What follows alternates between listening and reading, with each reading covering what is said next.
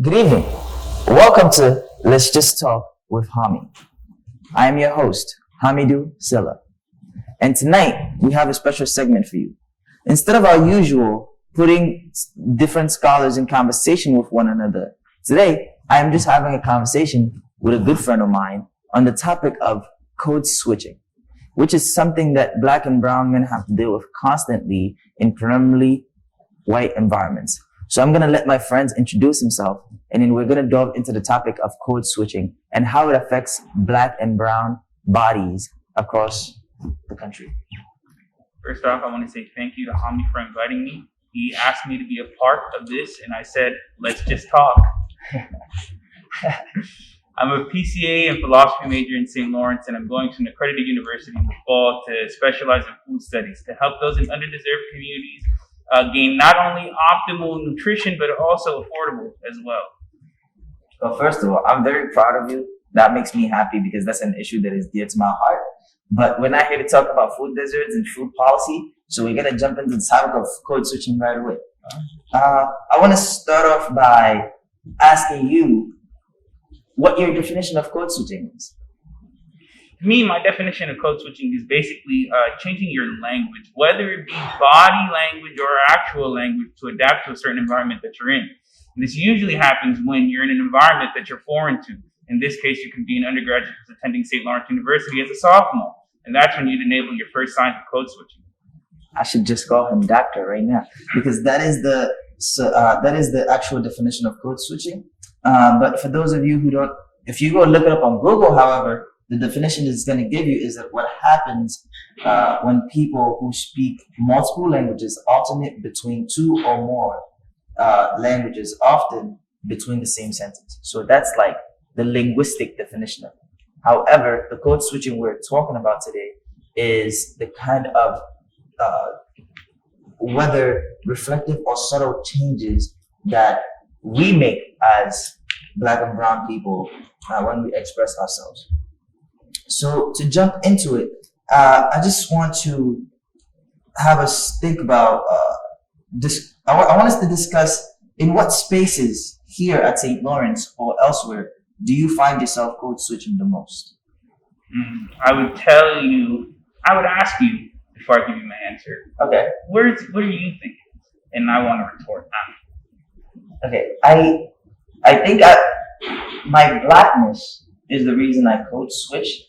And by that, I mean the skin of my color, the culture that I come from, the way I speak, and the way I interact with society. But that didn't become apparent to me until I came here at St. Lawrence and I got around so many white people. And so I found myself code switching in different environments where I was like one of the only black people, or I don't know. So I'm going to throw the question back to you. I would tell you the place where I code switch the most without even knowing is the classroom. Right? Think about that. Mm-hmm.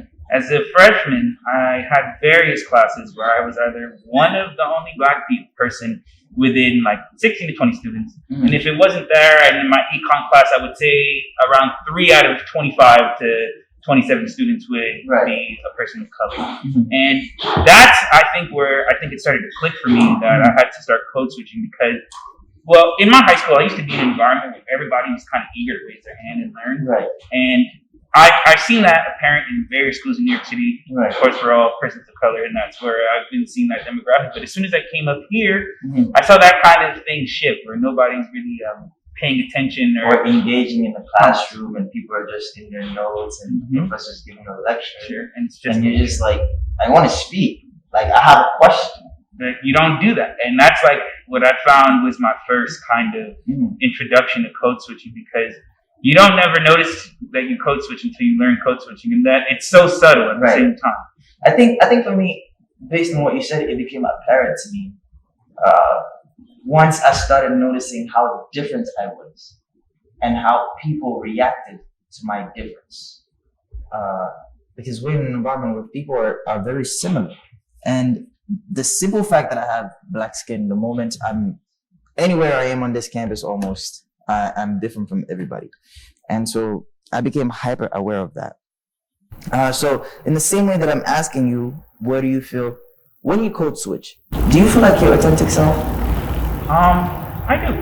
I do. I was saying yes and no, but I feel like I am because I feel like you have to understand the different parts that are with you. And even after all this time, I think the thing that I've learned is that I've been able to refine my I've been able to refine myself to be okay with the different sides of me that, whether it be professional Right. or not, I'm comfortable with my skin to feel this way, but still know that I'm myself, no matter what time I have to code switch. Right. The way I see it, like I had my little brother. We grew up in the Bronx, so that's a very different environment than this. I had him ask me, he was like, yo, bro, how do you do it? Like, how do you act so smart and then you come home and you act the way you act? I hate that. And I'm just like, I don't know, just the different environments bring out different sides of me. And I don't see it, I see them as like different fragmentations of different parts of myself, right? And when I'm dressed like this and I'm speaking with you and we're having these conversations, I feel like that's authentic calm. But also when I'm home and I have my pants, got my belt on, I got my jacket, my sneakers, I'm walking around, feeling how I'm feeling. I feel like that's my authentic self as well. Like I changed the way I speak and the way I act. But I noticed the difference though in the way I act in relations to whiteness. Do you have any comments on that or any experiences with that? I think that the experiences that I usually see are very passive, and to demonstrate it, we can role play. Right. They say you have a really close white friend or a close white friend, and then when I talk to you, I'm talking to you right now, and I said, "Yo, bro, did you hear about what your friend did last night?" And if I told you that, and let's say he said he said something along those something lines, out of pocket. Something out of pocket. What would your response be? Probably no. Or I don't know.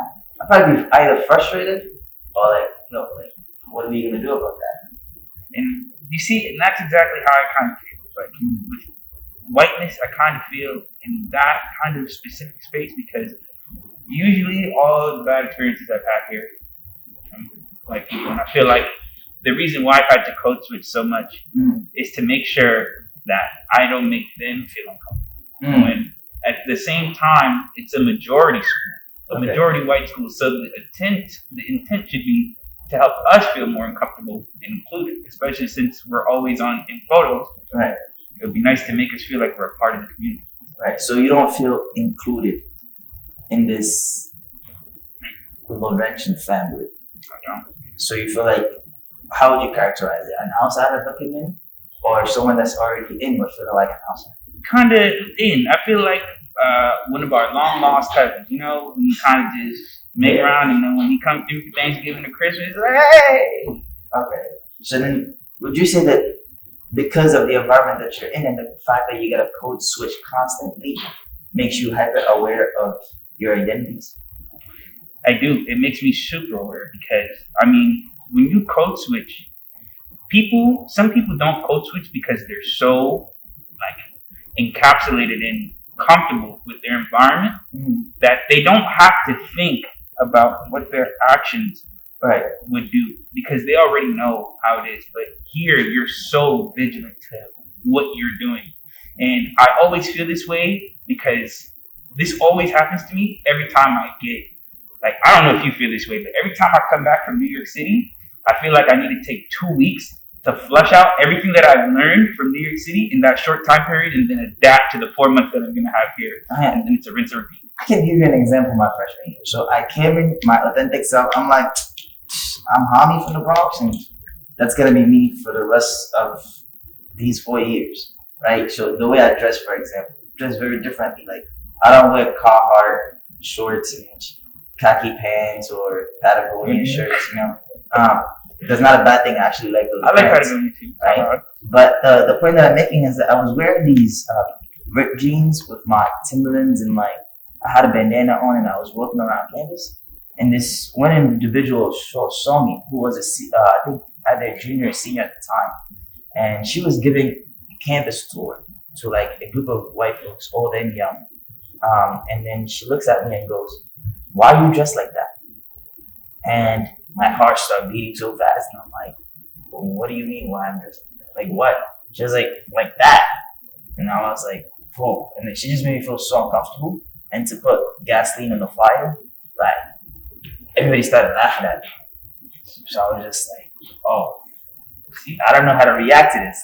And that's exactly what I'm talking about. Not even to cut you off, but you see that? Like, it's like, it makes you so hyper aware, but for people who are comfortable, it's non-existent. They're laughing at you for something that's a normal trend. Yeah. Like, and since then, like, I watch the way I dress, I watch the way I talk, I watch, like, when I'm in public, I'm looking around to see who's looking and who's not looking, you know? But do you feel like this causes detriment to you in any way? Mental health wise, you know? I can tell you for a long time it was detriment because I mean, if you don't know who you are, right, then who are you? Okay. You know? And I think that sounds simple yet philosophical. If you don't know who you are, then what are you? I don't know. And I think that's what we do our 4 years. We're trying to figure ourselves out. Right. Especially through all the adversity. And at first it was horrible. I didn't know who I am. I was losing friends, I'm losing family. I don't know what's what anymore. And I don't know how to pick the pieces up and like keep it moving. But I think now it's an advantage because now I know how, like the term like the jack of all trades. I feel like the adversity has made me into who I am now. And now I know how to adapt to each situation more than I did before. This is going to be my next question. This being a jack of all trades kind of thing. Like, do you see it as a strength or as a burden? I see it as a strength. It's better to be good at something than not good at anything at all. Right. And the thing that I love about the jack of all trades is honestly the aspect of neutrality, where you can have you have weaknesses, but the thing about it is that you're also well-rounded. Right. And when you're well-rounded, it's great because that means you have a specific niche in each field that you can apply to anyone who needs. Right. So as if like you can navigate any environment that they put you in. The best thing whereas some people just have like that one identity or that one way of being and just sticks to it regardless of which environment they go into. Not to change subjects a little bit, but I wanted to relate this conversation to Du Bois' idea of double consciousness. For the sake of the audience, I think I'm going to go ahead and give you the exact definition. So, double consciousness is a concept in social philosophy referring originally to a source of inward two-ness, putatively experienced by African Americans because of their racialized oppression and desalvation in white-dominated society. That's not how Du Bois put it, but that is the concept that we're about to discuss and how it's related to double consciousness. Now, in Du Bois's text or book, Souls of Black Folk, he says the following, and I want you to pay attention to the words and give me your take on it and whether or not this affects you in your daily life, and do you think other people who are non-Black have to deal with this kind of? So, Du Bois says the following, the Negro is a sort of seventh son, born with a veil and gifted with a second sight in this American world, a world which yields no true self-consciousness, but only lets him see himself through the revelation of the other world. It is a peculiar sensation, this double consciousness, this sense of always looking at oneself through the eyes of the other, of measuring one's soul by the tape of a world that looks on in amused contempt and pity. One ever feels his two-ness, an American, a Negro, two souls, two thoughts, two unreconciled striving, two wearing ideals in one dark body, whose God's strength alone keeps it from being torn asunder. And so he identifies double consciousness as a sensation, and so anyways, I'm just going to let you give me your take on that short reading that I just gave you. I do agree, and I want to highlight something and part of the passage where he said that we see through a different lens through the revelation of someone else. So you know what I'm saying? We're seeing it through the eyes of someone who's privileged. Right. And I mean, we see that every day. How is that any different? And like, it makes sense because now we are the ones who have to be hyper conscious and see things through two lenses. Right. And I think it does apply to other non-Black groups as well. For example, I mean, I'll never have the lens of someone who's Asian. And imagine the times now where, you know, a president has used his influence to cause, I would say in quotes, hysteria for people of the Asian community. Right. And we won't know that, but, you know, Asian hate crimes have spiked up. And, you know, that's something that we can't, experience because we're not Asian. But in one sense, we do have another lens as, you know, Black Americans here. And we can definitely understand that kind of pain just from a different sense. And it's like this idea of you being in a society where the dominant is, like you said, don't have to think twice because they're so comfortable. But because you're so uncomfortable, you always think of yourself through your own eyes and how you see yourself, but also how others view you. Like when I go to parties at SLU, or when I'm in a classroom where I'm the only person of color, I have to monitor what I say, I have to monitor what I do, where I walk. Whereas I feel like my other friends are so, like my non-Black friends or non-friends of color are so comfortable that they don't even have to second guess. And also people's actions make you second guess what you do. I'm going to read you another passage that Du Bois' book, Souls of Black Folks. And I want you to tell me your thoughts on it and whether you had any experiences with it. From the double life, every American Negro must live as a Negro and as an American. As swept on by the current of the 19th, while yet struggling in the eddies of the 15th century. From this must arise a painful self-consciousness, an almost morbid sense of personality, and a moral hesitancy which is fatal to self-confidence. Oh, that's deep. I know. My guy Du Bois is a deep man. Especially with attacking your self-conscious. I've said it once. You know, if you don't know who you are you? With like events like that, attacking your self-conscious, like man, it's difficult to even like think to do things. Like I felt that even with like my economics class. You know, I'm not very good at econ, and I did need the support, and I can't blame most of the faculty or some of them. But I felt as though when times came to kind of, their criticisms made me feel as though I couldn't do it. And it was so frustrating to see at the time where all my other, like every other individual was like, I kind of based up my personality when I was younger, econ, because my father is a businessman. Right. And that's how he kind of achieved the sort of American dream. Right. So when I was younger, all I think about was money, and then from there on, it would equate to business. Right.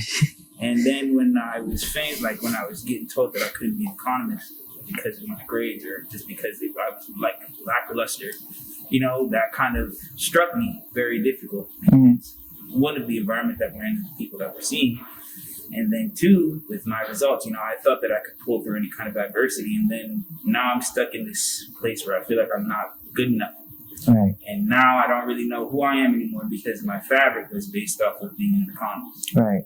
And now I have to try to pick up the pieces, especially, you know, with everything I was going through. So the way, inherently, the way the society views you reflects on you, and it makes you view yourself through that lens as well. And I think that's what he's talking about, right?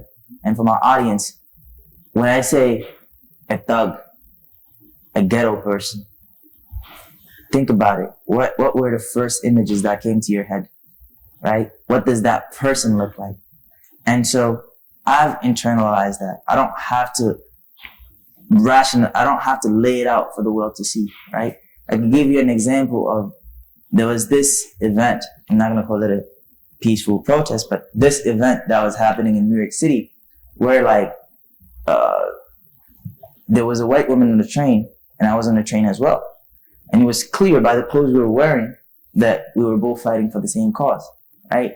And we were both and then we both happened to get off the same stop. Of course, we're going to do that because we're going to the same place.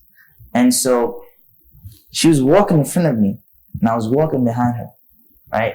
And we got into this alleyway where it was dark, and like, for some reason, I didn't have any malicious intent, but I stopped myself from walking behind her. Like, I didn't go in with her. I literally stopped unconsciously, like just stopped. And then after she went through, then I crossed the street and then I went. And then later on, I saw her there. And by the end of the protest, of course, everybody's together and then we got to know each other and stuff. But it's just this idea that society has placed certain, views on you, impose certain views on you, and you start to see yourself that way. But I just thought that's what this quote reminded me of. That I have a similar experience as well. I mean, I was 13 and I got to go to Six Flags for the first time with my family. And I mean, you never get a chance to go out. Right. I had such a good time and I was waiting to get on a ride. Right. And some white lady was behind me, and my sister went to go. She went to go get me some food. So she left, and I was in line waiting. And two men that were with her was pushing me like away, saying like to get away from her. Right. Rape. And I was like, well, what does that have to do with me? And she said, well, it was with someone who was in your kind. And if somebody says your kind, you know what they're saying. So I'm 12 years old, not knowing what I'm doing, just trying to get on the ride, and I see two grown men trying to like attack me by myself, and like a group, and their whole group. And the thing that'll always leave a mark would be when security came. So many pieces of security came, and the first person they pushed back was me. You know what they asked the white lady? They asked her if she was okay. She had grown men with her. Reinforcements, basically. And the first person they pull away is me. And then they escorted them out of the building. But the fact that I was chosen to be the primary target at 12 years old compared to two grown men, it's like, Right. I'm so sorry that happened to you. Like, we can sit here, throw stories about our traumas and our pain back and forth for the rest of the show or like for hours. I mean, we already do that. There are so many things that I experience here at St. Lawrence or off campus that we can just keep going on and on about. One question I want to ask you before we wrap up is that, have you ever seen code switching happen in the inverse? As in, other non-Black people change the way they act or speak simply because you came in the room or Actually, I have. But sometimes I don't really call that being a code switcher, just because, well, actually, I'm going to retract what I said. I don't think I have, because it's much harder for someone to define code switching based off of where you're from. Right. I've seen some people who I've always known how they are, and they do act different around like other groups of friends when I'm around. But I feel like even though they do that, it doesn't necessarily detract them from their identity. Right. Still see that. And I think that if you're not code switching, then you should be.